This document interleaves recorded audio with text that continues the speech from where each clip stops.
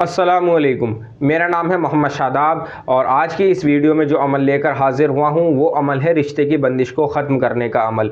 अगर किसी शख्स के ऊपर, किसी भाई बहन के ऊपर अगर रिश्ते की बंदिश है तो वो इस अमल के ज़रिए से उस बंदिश को ख़त्म कर सकते हैं। और अगर आजकल का जैसा माहौल चल रहा है, अक्सर ये शिकायत रहती है कि पहले तो रिश्ते आते हैं उसके बाद में मना कर देते हैं।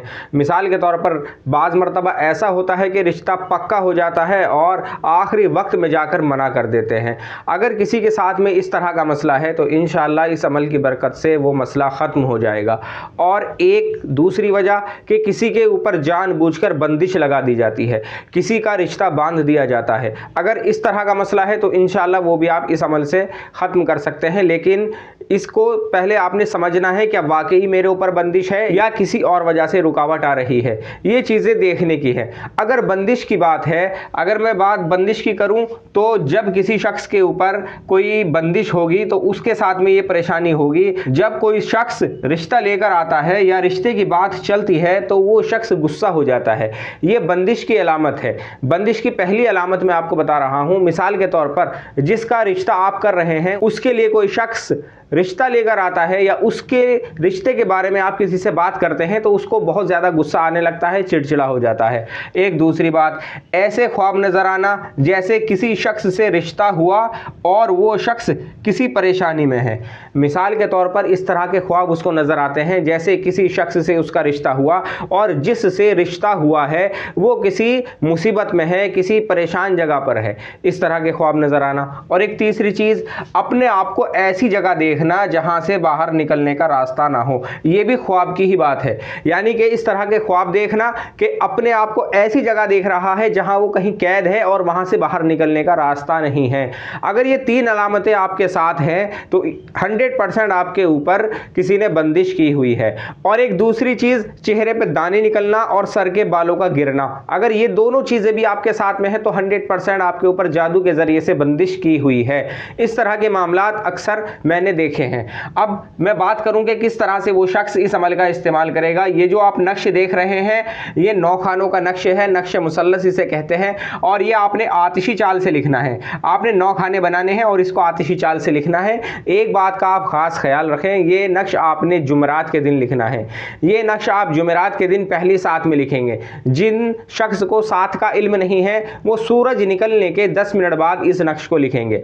अब आप किस तरह से इसको करेंगे, पहले दिन का आप तरीका देखें। जब आप ये अमल शुरू कर रहे हो जुमेरात के दिन, जब आप ये नक्श लिख रहे हो तो आपने 2 अदद नक्श बनाने हैं। 2 अदद नक्श आपने बनाने हैं। चाल इसकी यहाँ से रहेगी 437, 438, 439, 440 नहीं लिखना, एक बढ़ा कर लिखना है। 441, 442, 443, 444, 445, 446 और इसके नीचे फला बिन फला यानी कि जो मरीज़ है उसका नाम और उसकी माँ का नाम यहाँ लिखना है। इसी तरह से आपने 2 नक्श तैयार करने हैं। और नक्श तैयार करने के बाद अब आपने क्या करना है, या फत्ताहू 200 मरतबा और इय्याक नअबुदु व इय्याक नस्तईन 1125 मरतबा और अव्वल आखिर दुरूद शरीफ 3-3 मरतबा। अब ये किस तरह से पढ़ेंगे, इसको पढ़ने का आप तरीका देखें। सबसे पहले आपने 3 मरतबा दुरूद शरीफ पढ़नी है, उसके बाद एक तस्बीह या फत्ताह की पढ़नी है। या फत्ताहू की एक तस्बीह आप पढ़ेंगे, उसके बाद 1125 मरतबा इय्याक नअबुदु व इय्याक नस्तईन पढ़ेंगे। उसके बाद दोबारा से एक तस्बीह या फत्ताहू की पढ़ेंगे और आखिर में 3 मरतबा दुरूद शरीफ पढ़कर इन दोनों नक्श पर दम कर देंगे। दोनों नक्श पर दम करने के बाद एक नक्श आप अपने दाएं बाजू पर बांधेंगे और दूसरा नक्श आप अपने कमरे में रख लेंगे या अपने घर में रख लेंगे। ठीक है, इस तरह से पहले दिन का अमल हुआ। अब बाकी के 39 दिन आपने सिर्फ और सिर्फ इसको पढ़ना है, नक्श नहीं बनाना, कुछ और नहीं करना। सिर्फ और सिर्फ 1 गिलास पानी पर ये पढ़ना है और उस पानी पर दम करके पीना है और अपने हल्के हल्के चेहरे पे, आंखों पे लगाना है। तो इंशाअल्लाह किसी भी तरह की बंदिश हो या रुकावटें हो, किसी वजह से रुकावट आ रही हो, वो रुकावटें सब खत्म हो जाएंगी। एक बार मैं इसको पढ़ने का तरीका बता दूं। सबसे पहले आपने 3 मरतबा दरूद शरीफ पढ़नी है। उसके बाद दरूद शरीफ पढ़ने के बाद एक तस्बीह या फत्ताहू की पढ़नी है, यानी कि 100 मरतबा या फत्ताहू पढ़ना है।